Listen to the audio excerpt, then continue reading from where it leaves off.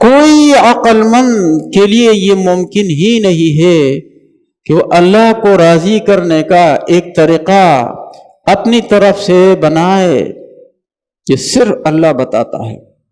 آپ مجھے کیسے راضی کر سکتے ہو، میرے احسانات کا شکریہ کیسے ادا کر سکتے ہو۔ تو جب نبی پاک صلی اللہ علیہ وسلم تک یہ سلسلہ مکمل ہوا، پھر اللہ نے نبی علیہ السلام کی شریعت میں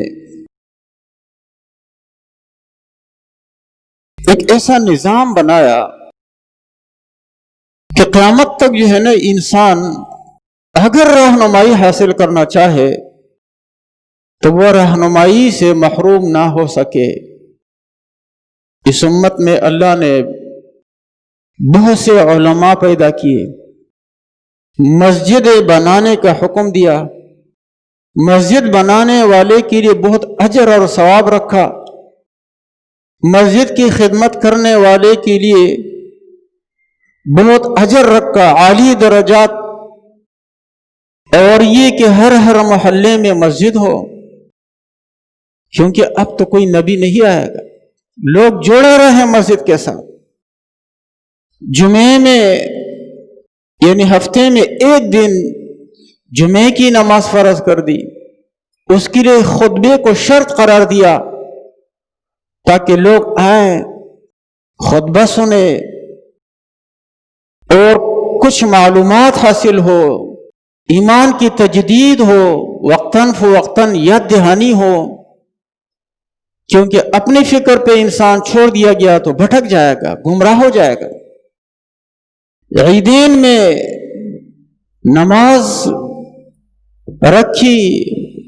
ان میں بھی خطبہ مقرر فرمایا تاکہ دور دراز دیہات سے بھی لوگ آئیں، عیدگاہ میں خطبہ سنیں۔ ہر آدمی پر بقدر ضرورت علم کو فرض کیا اور علم حاصل کرنے کی بہت ترغیب دے دی، اس پہ بڑا اجر دے دیا۔ حسن بصری رحمۃ اللہ علیہ فرماتے ہیں قیامت کے دن شہیدوں کا خون اور علماء کی قلموں کی روشنائی ایک ساتھ تولی جائے گی تو علماء کی روشنائی زیادہ وزنی ٹھہرے گی۔ ایک آدمی اپنی جان دیتا ہے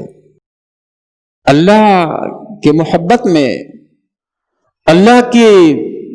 دین کے سپاہیگری میں، اس سے بڑی کیا قربانی ہو سکتی ہے؟ لیکن عالم دین کے لیے جو ساری زندگی اسی محنت میں بسر کرتا ہے کہ کسی کو خیر پہنچے، دین کی اشاعت ہو، کہیں گمراہی کا اندھیرا غالب نہ آئے، جہالت کی سیاہی مسلمانوں کے معاشرے میں نہ آنے پائے، اس کے لیے بھی بڑا اجر ہے، اس کے لیے بھی بڑا اجر ہے۔ یہ اسی لیے کہ تاکہ دین قائم اور دائم رہے اور لوگ جو ہے نا دین سے روشناس رہے کہ اللہ کو کیسے راضی کیا جا سکتا ہے۔